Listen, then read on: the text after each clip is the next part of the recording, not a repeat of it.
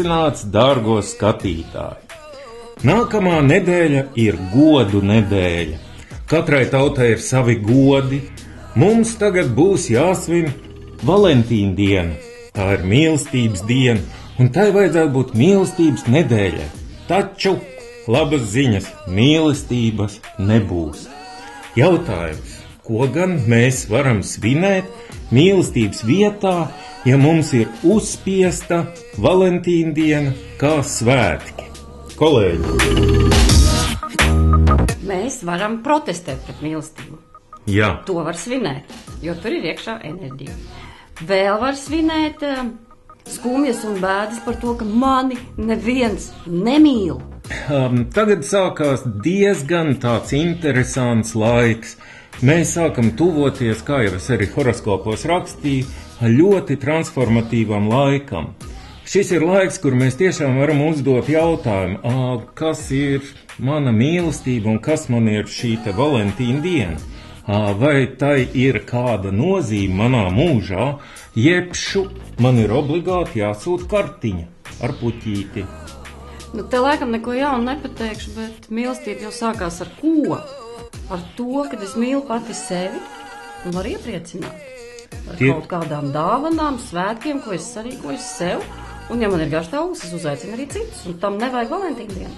Tieši tā, tie ir sirds svētki, pēc dziļākās būtības tie ir svētki sirdī. Nu jā. Un tad ir jautājums, kāpēc kartiņa? Katrai tautai ir ne tikai savi godi, bet arī pārošanās rituāli. Valentīna dienas kartīšu sūtīšana ir viens no tā kā aptecēšanas vai aplidošanas rituāla sastāvdaļām.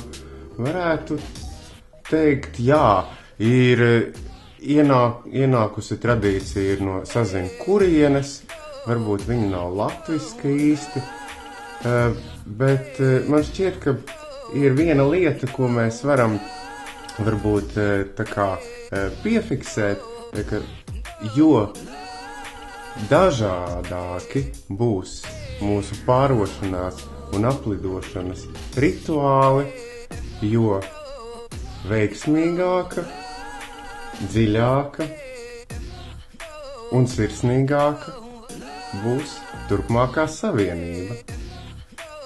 Kamēr cienījamie kolēģi mēģināja ciest un izprast Valentīna dienas jēgu, es paskatījos runās.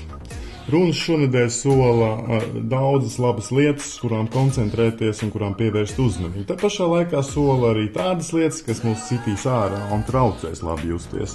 Un tā ir jūsu izvēle, vai jūs sevi mīlat, vai jūs mīlat to, kas jums patīk, vai jūs braucat pa grambainu ceļu un čortojaties par bedrēm. Nu, tās bedres ir un būs, bet jautājums, uz ko jūs koncentrējaties? Mīliet sevi, tas ir pats galvenais Valentīna dienā un arī citās visās gada dienās. Didzi, tu runāji par runām, un tu nosauci tādas lietas, kā jāmīl ir sevi, tad katra gada diena būs laba.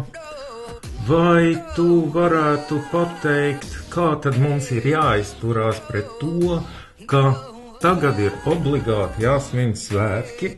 Labi, mēs mīlam sevi, mēs mēģinām mīlēt kādu citu cilvēku, bet kad šie svētki ir tā kā uzspiesti. Vai tev patīk tas, ka tev uzspiež svētkus? Man nepatīk, ja man jebko uzspiež, ko es pats neesmu izvēlējies, bet acīm redzot daudziem cilvēkiem tas palīdz dzīvot. Jo pēkšņi kāds iedod gatavu modeli. Šodien vai šonedēļ ir jāuzvedās tā. Nav nekāda problēma. Sirsniņas, zīmējam sirsniņas. Zarniņas, zīmējam zarniņas. Kur tad paliek pats cilvēks? Tieši tā. Un ir viena liela bīstamība. Ja jums ir, teiksim, mīļotais cilvēks, ja jums šķiet, ka jums ir mīļotais cilvēks, un jūs aizsūtat kartiņu ar puķīti mīļotajam cilvēkam, viņš uztvers to, viņa uztvers to, ka tur ir daļa uzspiestas, samākslotas liekulības, un tas gan man šķiet šajos svētkos ir bīstami. Es domāju, ka labāk tad ir nesūtīt kartiņu ar sirsniņu, ja šīs jūtas nav pilnīgas un patiesas. Vai arī apsteigt Valentīnas dienu un izdarīt to, piemēram, 2 dienas agrāk. Vai es pačukstēšu izdarīt to 8 dienas vēlāk, jo tad debesīs būs tāda kombinācija, kas tiešām atbilst Valentīna dienai. Mīliet sevi, jūtiet to, ko jūs jūtiet, un neklausieties citu ieteikumos, ko jums būtu jājūt.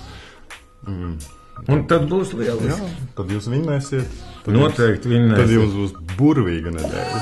Būs tā.